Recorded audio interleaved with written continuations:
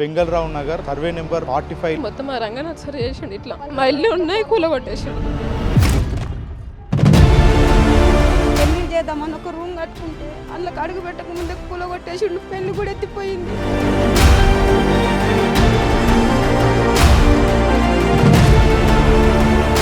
కనీసం మమ్మల్ని పిల్లలను కూడా చూడకుండా మమ్మల్ని కూడా వ్యాన్లో ఎక్కించేసిండు. ప్రస్తుతం మనం వెంగళరావు నగర్ సర్వే నెంబర్ 45లో ఉన్నటువంటి స్థలంలో ఉన్నాం. చూడొచ్చు పెద్ద ఎత్తున కూడా గతంలో ఇక్కడ కూల్చివేసినటువంటి పరిస్థితి కనబడుతూ ఉంది.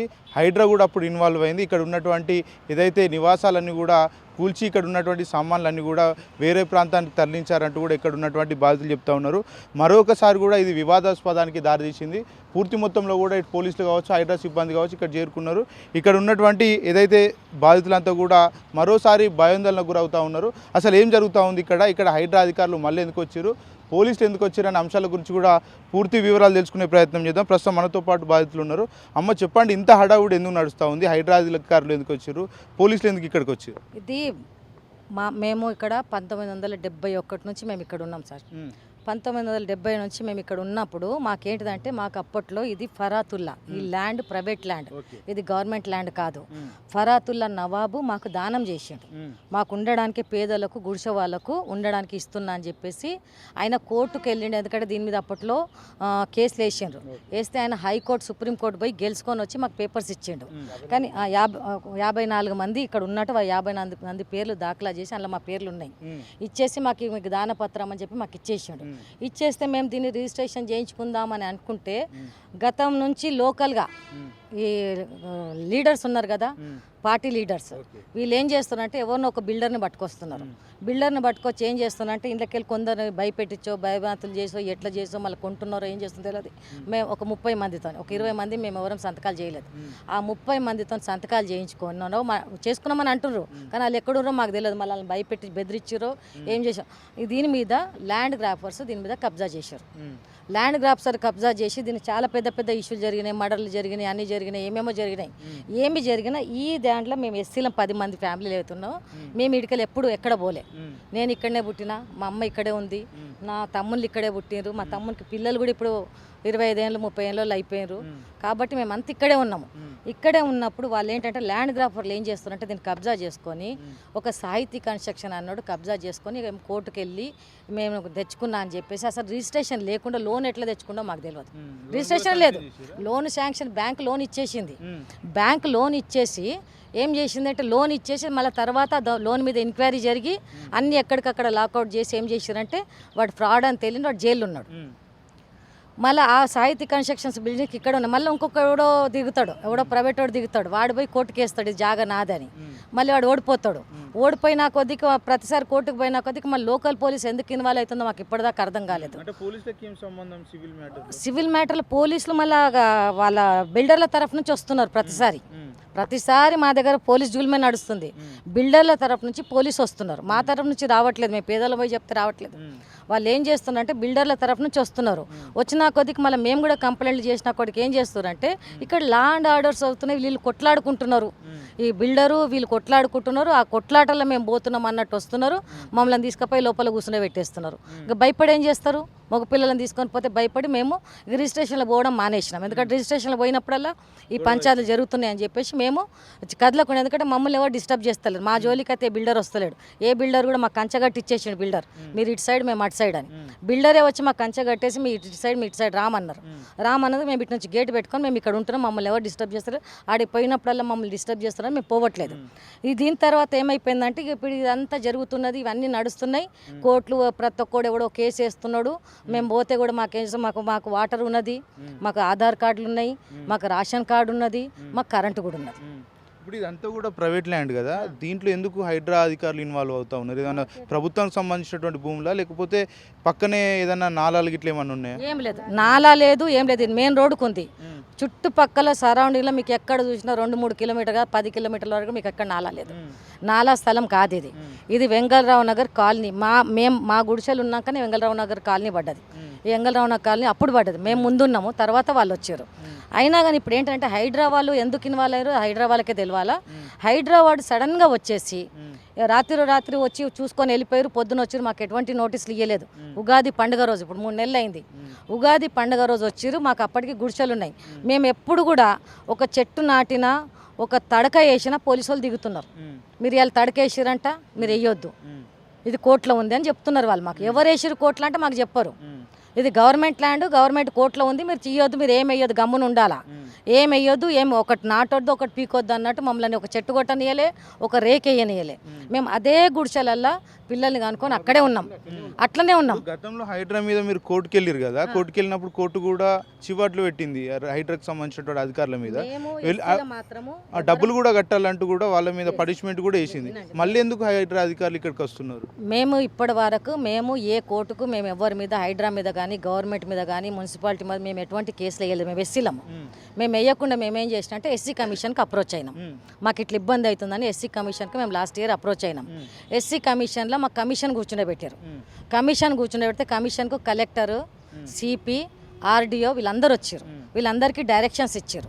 డైరెక్షన్స్ ఇచ్చి ఈ ల్యాండ్ గురించి మాకు మొత్తం ఇన్ఫర్మేషన్ ఇవ్వండి, మా వాళ్ళు అక్కడ ఉన్నారు, మా వాళ్ళు కంప్లైంట్ చేస్తున్నారు, ప్రదేశాదే హైడ్రా వస్తుంది, వీళ్ళందరూ వచ్చి బెదిరిస్తున్నారని చెప్పి ఇస్తున్నారంటే వాళ్ళు ఏం చేశారంటే వాళ్ళు మాకు ఒక డిక్లరేషన్ ఇచ్చారు. ఈ ల్యాండ్ ఇది ఆర్డీఓ ఇచ్చారు. ఆర్డీఓ నుంచి ఇచ్చి ఏం చేసినట్టే ఇది ప్రైవేట్ ల్యాండ్ కాదు, ఇది గవర్నమెంట్ ల్యాండ్ కాదు, ఇది ప్రైవేట్, ఇది ఫరాతుల్లా దీనికి ఓనరు, ఇక్కడ గుడిసెలు ఉన్నాయి అని చెప్పేసి క్లియర్గా ఇచ్చేసారు. నిన్న డేట్ వరకు క్లియర్గా ఇప్పుడు ఇది మనకు వాళ్ళు ఇచ్చేసారు. ఎంఆర్ఓ నుంచి మాకు ఇచ్చేసారు, కమిషన్కి ఇస్తే కమిషన్ నుంచి మాకు కాపీ వచ్చేసింది. నెక్స్ట్ ఫస్ట్ రోజు ఇక్కడ వాళ్ళు సందర్శించడానికి ఎస్సీ కమిషన్ కూడా వస్తున్నాడు. అయితే ఇప్పుడు వీళ్ళు ఏం చేశారంటే సడన్గా వచ్చేసి హైదరాబాద్ వచ్చేసి మమ్మల్ని అందరినీ అరెస్ట్ చేసి అందరిని తీసుకుపోయి వ్యాన్ ఎక్కిచ్చేసి మా సామాన్లండి అసలు ఏమేమి ఎక్కడ ఉన్నాయో కూడా మాకు తెలియదు, అన్ని ఇరగొట్టేసారు. ఇరగొట్టేసి ఏం చేశారంటే వ్యాన్లు తెచ్చిరు.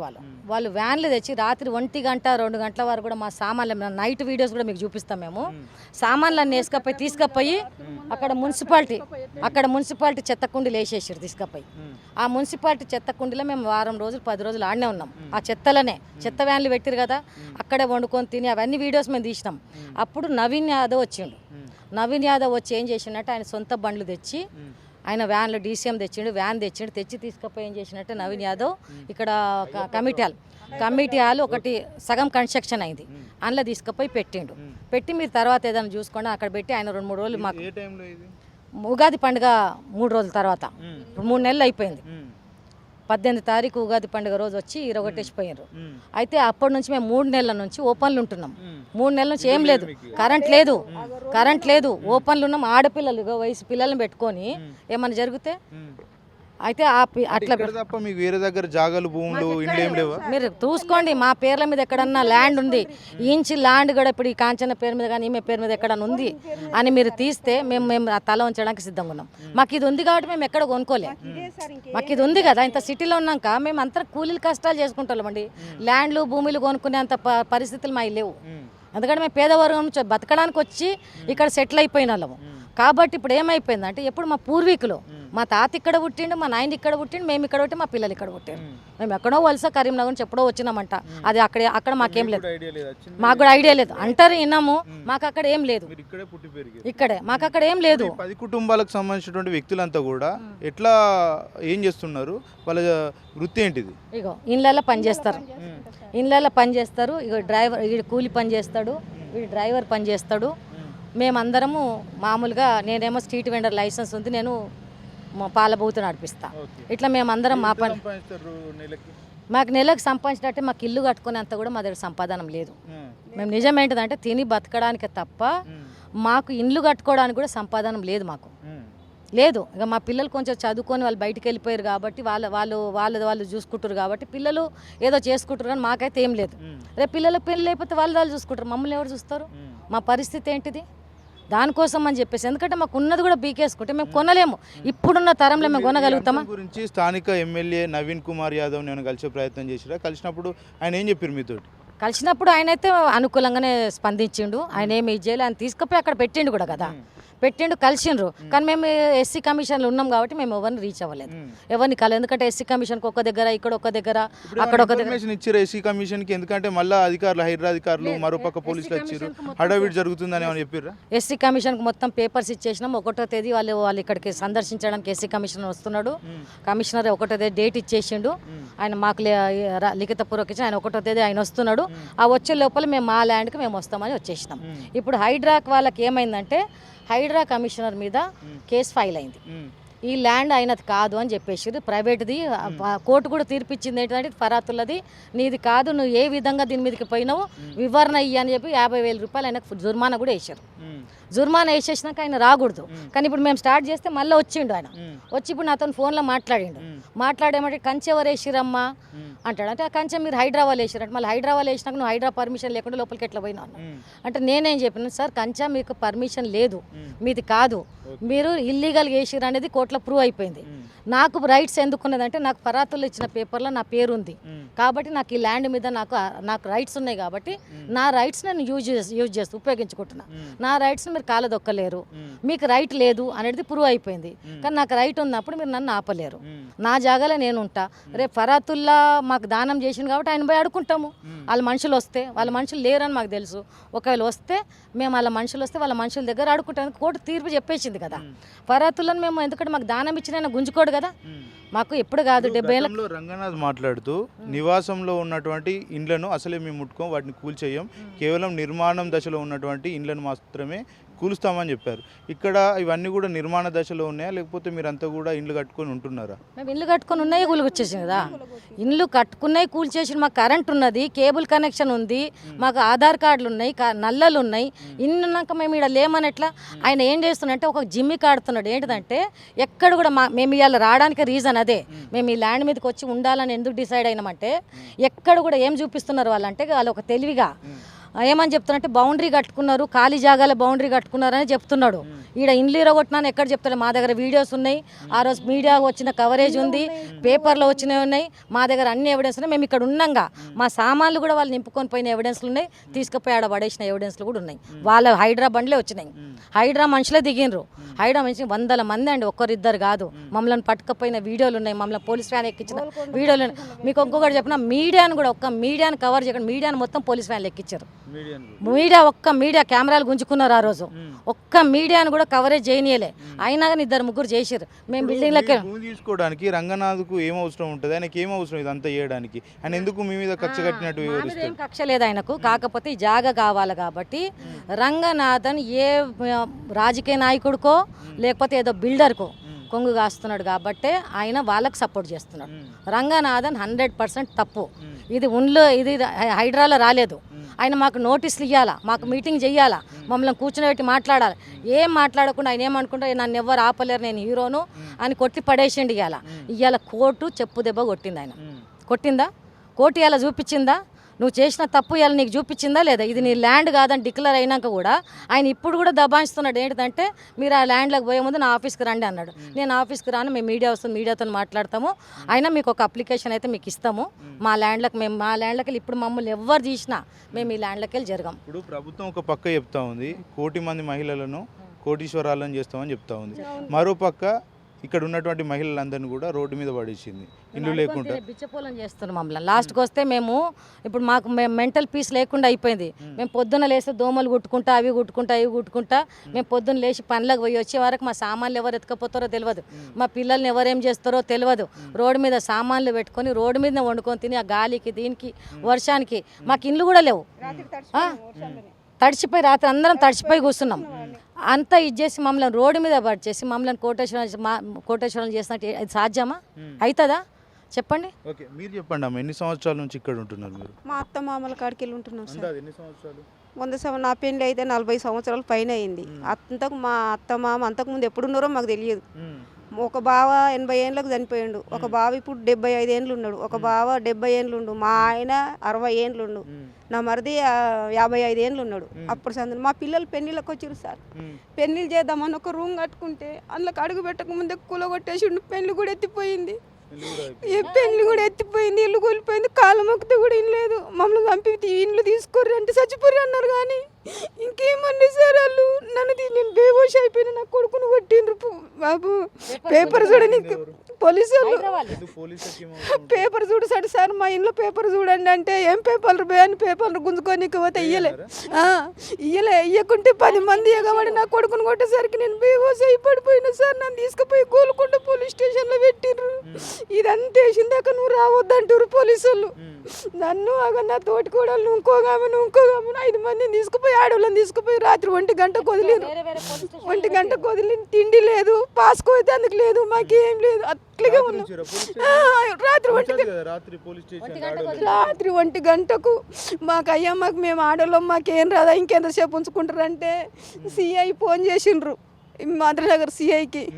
ఇగో వీళ్ళు వస్తామని ఆడావిడి చేస్తున్నారు సార్ అంటే వాళ్ళు ఇడికి వచ్చి ఏం గోల చేయనంటే వదలండ్రి మాట తీసుకొని లేకుంటే వదలకండి అని అంటే మళ్ళీ ఒక పోలీస్ ఆయన ఇది తెచ్చి ఇచ్చిండు మీరు సిఐ తోటి మాట్లాడురు అంటే ఏంది సార్ అంటే నువ్వు వాడు వచ్చి అల్లరి చేయను అది ఏపీయను అని అంటే చెప్పు ఆడికెళ్ళి వదులుతాం. వాళ్ళు ఎందుకు ఇన్వాల్వ్ అవుతారు అంటే ఇక్కడ కొంతమంది లీడర్స్ సపోర్ట్ వాళ్ళకి, బిల్డర్ సపోర్ట్, పెద్ద మాట బిల్డర్ సపోర్ట్ ఉన్నారు. ఇది ఎందుకంటే మెయిన్ రోడ్డుకు ఉంది, వాళ్ళకి ఆశ ఎక్కువ అయ్యి ఈ జాగన్ మమ్మల్ని ఉన్న 10 మంది నిలగొట్టి వాళ్ళు గుంజుకొని పెద్ద పెద్ద కన్స్ట్రక్షన్లు చేస్తామన్న దుర్బుద్ధి వాళ్ళది. అంతే వాళ్ళకి సపోర్ట్గా గవర్నమెంట్. ఇంకా మేము ఈ పేదలం ఏం చేసేళ్తాం సార్? మేము అందరు ఒక పట్టు అయినాక మేము ఏం చేస్తాం చెప్పు? వాళ్ళు ఎట్లా భయపెట్టిస్తే అట్లా భయపడినాం. పండ్రు పోలీస్ స్టేషన్ కంటే పోయినాం, వదిలితే వచ్చినాం. ఈడికెళ్ళి లేని పని అంటే రోడ్డు మీద కూర్చున్నాము, ఆడికెళ్ళి ఇంకెడుకో ఇదే మేము చేసింది సార్. ఇంతకన్నా ఎక్కువ ఏం లేదు. అది ఇప్పుడు మేము 40 ఏళ్ళ సంది ఇది ఏగుతున్నాం సార్. మా అత్త మామూలు ఏమి ఎగిర్రో కానీ మేము రిజిస్టర్ కూడా పోయినాము. మా ఇండ్లు ఉన్నాయి, కట్టుకున్న ఇండ్లు ఉన్నాయి, మాకు అన్ని ఆధారాలు ఉన్నాయి సార్. మాకు రిజిస్టర్ ఇయ్యండి, మాకు ట్యాక్స్ ఇయ్యండి అని పోతే అందులో పెద్దల చెయ్యి ఉంది ఇవ్వద్దన్నారు, ఇయ్యమన్నారు సార్. వాళ్ళు కూడా పేరు చెప్పలే. నీకు ఎప్పుడన్నా అనిపించింది ఒకవేళ నా దగ్గర పైసలు ఉంటే ఇన్ని కష్టాలు నేను పడదాన్ని కాదు కానీ మీకు ఏమన్నా అనిపించిందా? మాకు పైసా ఎక్కడికి వెళ్ళి వస్తుంది, ఇళ్ళలో పని చేసుకునేది సార్. 2 ఇండ్లు పని చేస్తా, సాధన కాకుంటే ఇలా చేస్తా, అంతవరకే. ఆ పిల్లలను పోషించుకున్నా. ఆ పిల్లలకు కూడా గవర్నమెంట్ ఉద్యోగాలు లేవు, 30 ఏళ్ళ పైన ఉన్నారు. నా పిల్లలు పెళ్ళిళ్ళు లేవు, ఏమి లేవు, అట్లాగే ఉన్నారు. ఇళ్ళే లేదు, పెళ్ళి ఎట్లా చేయాలి సార్? నేను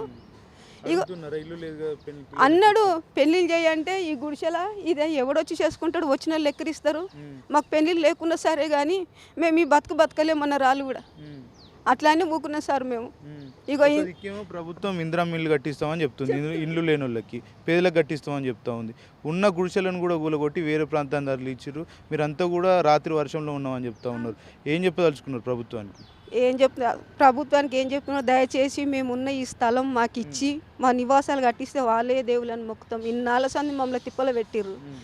ఇది 3వసారి వాళ్ళు కూల్చివేత. ఇకనైనా మాకు ఈ జాగిచ్చి మా పిల్లల పెళ్లిళ్ళు చేసుకొని సంతోషంగా ఉండేటంటే వాళ్ళకి చేతులు ఎత్తిన నమస్కారం చేస్తాం సార్. గవర్నమెంట్కి కానీ బిల్డర్లకు కానీ ఇంకోరికి కానీ పోలీసు వాళ్ళకి కానీ అంతే. మేము కోరేది దౌర్జన్యం అయితే మేము చేస్తలేం. మొత్తం ల్యాండ్ అయితే మాకు వద్దు. మేము ఎంతెంతలు ఉన్నామో మాకు అంత ఇస్తే వాళ్ళకి చేతులు ఎత్తి దండం పెడతాం. మీరు చెప్పండి అమ్మా, ఎన్ని సంవత్సరాల నుంచి ఇక్కడ ఉంటున్నారు? ఎందుకు ఇంత గొడవ జరుగుతూ ఉంది? ఎందుకు ఇంత ఇబ్బంది పెడతా ఉన్నారు మిమ్మల్ని? మా ఆడపిల్ల మాట్లాడింది సార్. నా పెళ్ళి కూడా 35 సంవత్సరాలు అవుతుంది. నాకు 3 పిల్లలు. ఇక మా అత్తమామ సంపాదించిన దాంట్లోనే ఉంటున్నాము. నాకు కూడా పిల్లలు, ఎదిగిన పిల్లలు ఉన్నారు సార్ మాకు కూడా. ఇక మా ఇల్లు కూలగొట్టిర్రు, పిల్లలు పెళ్ళిళ్ళకు ఉన్నారు. పెళ్ళిళ్ళు చేసుకోమంటే ఇల్లు లెక్క పెళ్ళిళ్ళు ఎవరు చేస్తారు? పిల్లలకు మేము ఎట్లా చేసుకొని మొక్కలు ఉంటాయి, మాకు వచ్చే వాళ్ళు కూడా ఎట్లా వస్తారు అని అంటారు సార్. మరి మాకైతే ఇదే ఉంది, అత్తమ్మ సంపాదించిన దాంట్లోనే మాకు కావాలని మేము కోరుకున్నాం. మరి మేము ఎక్కడ పోతాం సార్? మరి మేము ఇళ్ళలో పని చేసుకుంటాము, మాకు ఇదే కదా దిక్కు మాకు. ఇక అక్కడే ఉంటున్నాం సార్. మేము అక్కడే ఉన్నాం, మేము ఆడ కూర్చున్నాం కదా సార్, అక్కడే కూర్చుంటాం, చెట్ల కిందనే ఉంటాం. 3 నెలలు అవుతుంది ఇక్కడే. ఏదో ఒకటి న్యాయం కావాలి. ఉండలే సార్, మరి లేదు, ఇళ్ళల్లో పని చేసుకుంటాం. ఏముంది సార్, 3000 4000 అక్క, మా అంటే 5000 అంతే కదా. ఇక్కడ 5-6 వేలకు రూమ్ ఇయ్యరు. మా అంటే 25-30 కావాలి ఇక్కడ. ఎక్కడన్నా రూమ్ తీసుకోవాలన్నా ఇక మేము అంత రెంట్ కట్టుకోలేకపోతాం కదా సార్. మరి ఇక అక్కడే పడి ఉంటున్నాం. మాకు ఏదో ఒకటి న్యాయం కావాలని మేము అక్కడే పోరాడుతున్నాం సార్. మేము ఎవరు వచ్చినా, మేము పోలీసు వాళ్ళు వచ్చినా, హైదరాబాద్లో వచ్చినా మేము ఎక్కడ వెళ్ళిపోతలేము, అక్కడే ఉంటున్నాం. మా జాగ మాకు కావాలి, మేము అక్కడే ఉండి పోరాడుతున్నాం. మా జాగ మా ప్లేస్ మాకు ఇచ్చిందాక మేము ఇక్కడే ఉంటాం. వాన రాని వరద కానీ పెద్ద వాళ్ళు ఉన్నారని చెప్తా ఉన్నారు, మీరేమో అంత ఉండవు. పరిచేటోళ్ళు. ఎట్లా సాధ్యం అయితే ఎట్లా గెలుస్తారు అనుకుంటున్నారు మీరు? ఇంకా న్యాయం కావాలని కోరుతున్నాం సార్. మేము అంత కావాలంటలేము. మా ఇల్లు మా జాగ ఎంత ఉందో అంతవరకే ఇవ్వాలంటున్నాం మేము, అంతే. మేము ఈ జాగ అంతా కావాలని మేము అడుగుతలేము. మా ఇల్లు ఎంతవరకు ఉంది అంతవరకు ఇచ్చి కత్తిమ్మది ఏమన్నా చేసుకోరు అని మేము పోరాడుతున్నాం సార్. అదే ఇప్పుడు పిల్లల పెళ్లిళ్ళు అయితే లేవు అని చెప్తా అయితలేవు సార్. వాళ్ళు ఏమంటున్నారు? పిల్లలు వేరే జాగా చూసుకుందామని ఏమన్నా అంటున్నారా? ఏమంటలేరు సార్. మా నాయనమ్మ తాత సంపాదించింది ఇక్కడే కావాలని పోరాడుతున్నారు వాళ్ళు కూడా. ఇక్కడే అయితేనే పెళ్ళిళ్ళు చేసుకుంటామని అంటారు. ఇప్పుడు మీరు పొద్దుంతా ఇక్కడే ఉంటే మీ ఇల్లు ఎట్లా గడవాలి? పొయ్యి వస్తాం సార్. పొయ్యి వచ్చి పొద్దున్నే పోతాం, వస్తాం 9 గంటల వరకు వచ్చి ఇక్కడ కూర్చుంటాం. సాయంత్రం పోతాం, వచ్చి ఇన్నే కూర్చుంటాం. ఇంకా అంతే. మాకు ఇక్కడే న్యాయం కావాలి. మాకు ఇక్కడే కావాలి జాగా. మేము ఇన్ని సంవత్సరాలు, నా పెళ్ళి అయ్యి 25 సంవత్సరాలు. మరి నా పిల్లల్ని పెట్టుకుని, నా పిల్లలు చిన్న చిన్న పిల్లల్ని పెంచుకుని మేము ఇక్కడే ఉండి మా పిల్లలకి మేము ఉన్నాం, ఇక్కడే ఉన్నాం, ఇదే నమ్ముకుని ఉన్నాం. మాకు ఎక్కడ లేదు సార్. మేము కిరాయిలు కట్టలేము. మేము ఎక్కడ కట్టగలుగుతాం? కష్టపడితే తిన్నట్టు, లేకపోతే లేనట్టు మాకు మా బతుకులు. మేము మా పిల్లల పెళ్ళిళ్ళు చేయాలన్నా మా కట్నాలు కూడా లేవు. పిల్లలు మేము ఎక్కడ ఏం చేయగలుగుతాం? మేము చెప్పండి, ఏం చేస్తాం? మాకు సొంత ఇల్లు ఉంటే మేము ఎక్కడన్నా బతకగలుగుతాం. ఏం లేదు. వద్దు, మాకు వద్దు. మాకు ఎక్కడే కావాలి. మేము ఎట్లా పోతాం సార్? మేము దీన్ని నమ్ముకుని ఉన్నాము. ఎక్కడో పోయి ఎక్కడో ఉండాలంటే ఎట్లా ఉంటాం మేము? మాకు ఇది అలవాటు అయిపోయింది. మాకు ఇది గవర్నమెంట్ ల్యాండ్ కాదు, ప్రైవేట్ ల్యాండ్. నవాబ్ ఇచ్చింది ఇది. మరి ఇన్ని సంవత్సరాలు మట్టి ఉండి ఎక్కడికో వెళ్ళిపోవాలంటే ఎందుకు వెళ్తాం మేము? మేము వెళ్ళము. మాకు ఇదే కావాలి. అత్తమామ సంపాదించిన ఆస్తి ఇది. ఆస్తి అన్నప్పుడు మరి ఎవరికైతుంది? కొడుకులకి అవుతుంది, తర్వాత కోళ్ళకి అవుతుంది, మనవాళ్ళు ఉన్నారు. 3 తరాలు ఇది. 3 తరాలకి మరి మాకు చెందాలి కదా. మాకు ఇక్కడే ఉంటాం. మేము ఎక్కడికి పోం. మేము ఎక్కడ పోతాం? ఎక్కడో పోయి ఎక్కడో డబుల్ బెడ్రూమ్ ఇస్తాం, అది ఇస్తామంటే మేము ఎక్కడ పోతాం? మేము పోలేము. మేము ఇదే నమ్ముకుని ఉన్నాం. మేము అక్కడ పోయి ఎక్కడ పనులు చేస్తాము? ఏడంటే మాకు అందరికి అలవాటు అయిపోయింది. పిల్లలకి అలవాటు అయిపోయింది, మాకు అలవాటు అయిపోయింది. మేము పూలు కొట్టేసినా కూడా మేము ఎందుకు పోకుండా ఉంటున్నాం? మాకు ఎక్కడ లేదు. మాకు గచ్చింతరం లేదు, మాకు జాగా లేదు, ఇల్లు లేదు. మేము ఎక్కడ పోతాం సార్? మాకు ఇక్కడే కావాలి అని మేము అడుగుతున్నాం. ఆ ప్రభుత్వం మాకు న్యాయం చేస్తే చాలు సార్. ఓకే అమ్మ, మీరు చెప్పండి అమ్మ, ఏం చదువుకుంటున్నారు? డిగ్రీ ఇప్పుడే కంప్లీట్ అయింది సార్. 2 months అవుతుంది. 2 months అవుతుంది. మరి ఉన్న పొలం ఇట్లా ఊలగొట్టి వేరే ప్రాంతానికి వెళ్ళుడు, దట్టు ఒక ఉమెన్ మీరు చదువుకుంటున్నారు. అవును సార్. ఎట్లా ఫీల్ అవుతున్నారు? ఇదంతా గవర్నమెంట్కి ఏం చెప్పదలుచుకున్నారు? మాకైతే ఇక్కడే ల్యాండ్ కావాలి సార్. మా తాత కాలం నుంచి 3 generations నుంచి ఇక్కడే ఉన్నాం. మాకు కూడా ల్యాండ్ ఇక్కడే కావాలని కోరుకుంటున్నాం. అంటే నార్మల్గా అబ్బాయిలు అంటే బయట ఉండగలుగుతారు, పెద్ద విషయం కాదు. మీరు ఉమెన్ బయట ఉండాలంటే చాలా కష్టం. వాష్రూమ్స్ కానీ అవన్నీ ఉండకుంటే చాలా ఇబ్బంది పడతారు కదా. ఎట్లా హ్యాండిల్ చేస్తున్నారు బయట? ఇంకా నేను మా మమ్మీ వాళ్ళతో డాడీ వాళ్ళతో ఉంటున్నాను సార్. కానీ మాకు ల్యాండ్ ఇక్కడే కావాలని మేము కోరుకుంటున్నాం.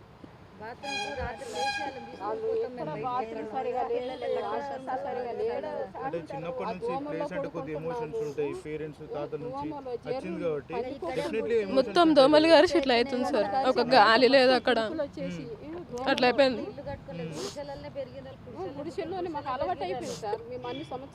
చాలా వరకు ఉంటుంది కదా మీకు, ఎందుకంటే ఈ ప్లేస్ లో ఇల్లు కట్టుకోవాలి, ఫ్యూచర్ లో పేరెంట్స్ మంచిగా చూసుకోవాలి అని ఉంటుంది కదా, ఒక ఆశ ఉంటుంది సార్. కానీ హైదరాబాద్ వచ్చి మొత్తం ఆ రంగనాథ్ సార్ చేసిండు ఇట్లా. మా ఇల్లు ఉన్నాయి, కూలగొట్టేసాడు. రంగనాథ్ చాలా సందర్భాలు చెప్పిండు, ప్రైవేట్ ల్యాండ్ లో మేము ఇన్వాల్వ్ కాము, కేవలం గవర్నమెంట్ సంబంధించిన ల్యాండ్స్ కబ్జాలు జరిగినప్పుడు ఇన్వాల్వ్ అవుతాం అని చెప్తా ఉన్నారు. కనీసం మమ్మల్ని పిల్లలను కూడా చూడకుండా మమ్మల్ని కూడా వ్యాన్లో ఎక్కించేసాడు. మేము కూడా వెళ్ళినాం.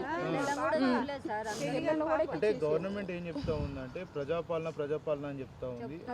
అదేమన్నా కనబడతా ఉందా మీకు ఎక్కడన్నా? ఏం కనబడతలేదు సార్. ఒక సపోర్ట్ లేదు, ఏం లేదు. ఏదో తీసుకొని పోయి మమ్మల్ని అక్కడ కమిటీ వాళ్ళే వేసారు అంతే. ఒక గాలి లేదు, ఒక ఫ్యాన్ లేదు, ఏం లేదు సార్. అక్కడ కరెంట్ కూడా లేదు. ఫోన్స్ కూడా ఎవరికైనా ఛార్జింగ్ పెట్టమంటే కూడా ఎవరు పెడతలేరు. బయట షాప్స్ లో వెళ్ళి పెట్టుకొని వస్తున్నాం. ఎట్లా ఫేస్ చేస్తున్నారు అమ్మ ఇదంతా రెగ్యులర్ గా? ఎందుకంటే బయట ఉండాలంటే చాలా కష్టం కదా, ఆడపిల్ల ఉండడం కష్టం. ఇంకా మా జాగా మాకు కావాలి. మాకు ఎట్లైనా మా తాత వాళ్ళు సంపాదించింది మాకు కావాలని మేము కోరుకుంటున్నాం సార్. అవతల వాళ్ళు అంతా కూడా పెద్దవాళ్ళు ఇన్వాల్వ్ అయి ఉన్నారని చెప్తా ఉన్నారు. చాలా వరకు కూడా పేదలు. అవును సార్. ఫైట్ చేయగలుగుతారా? ముందుకు వెళ్తారా? లేకపోతే ఫైట్ చేయగలుగుతాం సార్. మేము ఎంతవరకైనా కానీ పోతాం, కానీ మా జాగా మాత్రం మాకు కావాలి.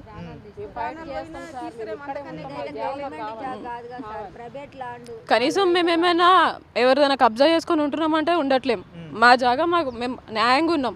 న్యాయంగా ఉండేటోళ్ళు ఎట్లా తీసిరు వాళ్ళు? న్యాయంగా ఉన్నాం కాబట్టి న్యాయంగా మాకు ఇచ్చేయాలి. మిగతా వాళ్ళు ఏం చేసుకుంటారో చేసుకొనియండి, మాకు అవసరం లేదు. మాకు ఏముంది అది కావాలి. మేము ఇన్ని ఇయర్స్ నుంచి ఉన్న వాళ్ళము. నేను సెకండ్ క్లాస్ నుంచి ఉన్నా సార్ ఇక్కడ, నేను సెకండ్ క్లాస్ నుంచి ఉన్నాం ఇక్కడ. ఇప్పుడు ముఖ్యమంత్రి రేవంత్ రెడ్డి పదే చెప్తా ఉన్నాడు, విద్యార్థులంతా గొప్పగా చదువుకోండి, నేను చదివే ఇవ్వగలను తప్ప వేరే ఏమి ఇవ్వలేనని చెప్తా ఉన్నారు. ఇప్పుడు మీరు ఇంత ఇబ్బందులు పడుకుంటూ మంచిగా చదువుకునేటువంటి అవకాశాలు ఏమైనా ఉంటాయంటారా? ఈ అట్మాస్ఫియర్లో ఫ్రీగా చదువుకునేటువంటి అవకాశాలు ఏమైనా ఉంటాయంటారా? ఏం లేవు సార్. ఇట్లనే మేము అక్కడ ఆ దోమల్లో కరెంటు లేక ఆటలోనే పోయిన ఎగ్జామ్స్ కూడా రాసి వచ్చిన, ఇంకా రిజల్ట్స్ కూడా రాలేదు, ఆగిపోయినాయి. ఉన్నారు ఇద్దరు పిల్లలు ఉన్న వాళ్ళ చదువు కూడా అయిపోయింది సార్. రైట్, ఇది పరిస్థితి. మొత్తానికైతే ఇక్కడ ఈ సర్వే నెంబర్కి సంబంధించి పూర్తి ఎత్తున కూడా అంటే ఇక్కడ అంతా కూడా ప్రైవేట్ సంబంధించినటువంటి ల్యాండే ఉంది. దీంట్లో అకారణంగా పదే ఏదైతే రంగనాథ్ సంబంధించినటువంటి హైడ్రా ఇన్వాల్వ్ అవుతూ ఉంది. ఆ ఇన్వాల్వ్ అవ్వడం వల్ల కూడా మేము అనేక సందర్భాల్లో ఇబ్బంది పడ్డాం. ఇప్పుడు పూర్తి పెద్ద ఎత్తున కూడా ఇండ్లన్నీ కూడా తొలగించారు. ఈ నేపథ్యంలో మేమంతా కూడా రోడ్డు పాలైపోయాం. వర్షాకాలంలో చెట్టు కింద ఉండాల్సినటువంటి పరిస్థితి ఏర్పడిందంటూ కూడా ఇక్కడ ఉన్నటువంటి బాధితులు చెప్తున్నటువంటి పరిస్థితి కనబడుతూ ఉంది. కెమెరామ్యాన్ శ్రీనివాస్తో భరత్, వైఆర్టీవీ, హైదరాబాద్.